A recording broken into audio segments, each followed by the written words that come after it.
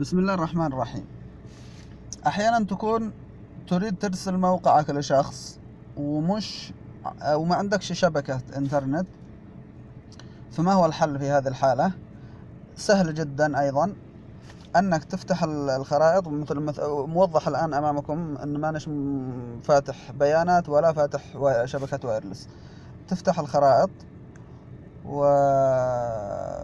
وأهم شيء تكون عارف المكان اللي بترسله، يكون حتى أنت متواجد في المكان أو مش متواجد.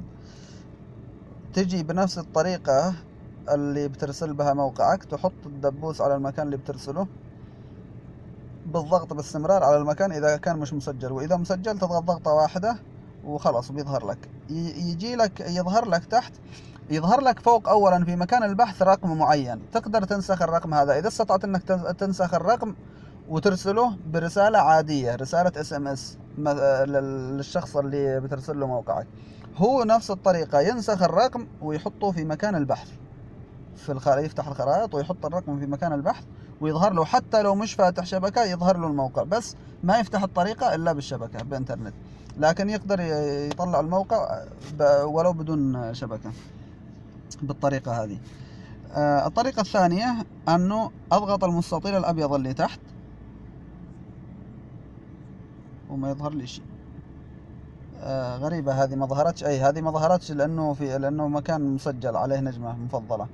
طيب لو ضغطت دبوس هنا في مكان ثاني نفس الكلام، بيظهر لي رقم فوق وبيظهر لي أيضا خيارات تحت، من ضمنها الذي هو آخر خيار هذا اللي فيه 7HH26. هذا الرقم هو اللي تضغط عليه ضغطة واحدة يظهر لك هذه تم نسخ الرمز. بعد ما يتم نسخ الرمز هو أيضا يفتح الخرائط عنده وينسخ الرقم اللي أنت أرسلته له SMS. هذا الرقم اللي نسخته تفتح رسائل SMS وترسل هذا الرقم للشخص اللي حابب ترسل له الموقع، تلصق وترسل.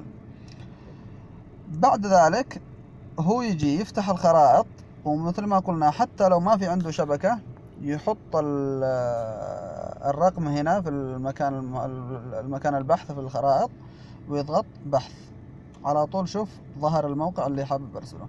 بعد ذلك علشان يفتح له طريق لازم يكون متصل بإنترنت، مش متصل يقدر إذا عنده أي طريقة يتصرف بها لأنه الموقع أصلا معروف بالGPS شغال ولو ما فيش إنترنت.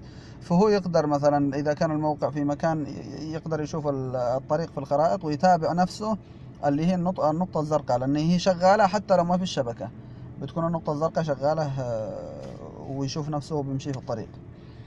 وهذا هو الحل لاستخدام الخرائط بدون إنترنت.